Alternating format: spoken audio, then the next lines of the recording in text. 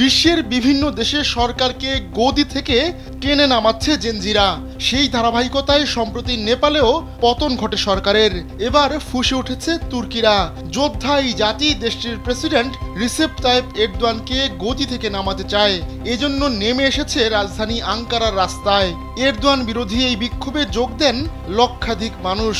তুরস্কের প্রধান বিরোধী দল রিপাবলিকান পিপলস পার্টি সিএইচপি এই বিক্ষোভের আয়োজন করে। দলটির অভিযোগ, দেশের বিচার ব্যবস্থাকে ব্যবহারের মাধ্যমে দমন পীড়ন চালাচ্ছেন এরদোয়ান। আন্দোলনকারীরা এরদোয়ানকে স্বৈরশাসক উল্লেখ করে পদত্যাগের দাবি জানাচ্ছেন। স্যান্ডেলিনা সো, রূপচর্চায় আভিজাত্য। তুরস্কের সরকার অবশ্য সিএইচপির এই অভিযোগ প্রত্যাখ্যান করেছে।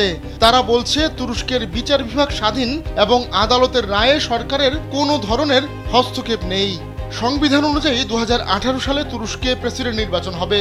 তবে রাজনৈতিক বিশ্লেষকদের মতে ওই নির্বাচনে নিজের বিজয় সুনিশ্চিত করতে পথের কাঁটা সরিয়ে ফেলতে চাইছেন এরদোয়ান। আর এই মুহূর্তে এরদোয়ানের বিজয়ের পথে সবচেয়ে বড় বাধা সিএইচপি। তাই দলটির সবচেয়ে জনপ্রিয় নেতা এক্রেম ইমামোগ্লুকে কারাবন্দী করেছে তুর্কি সরকার। এছাড়া চলছে নানা ধরনের দমন পীড়নও।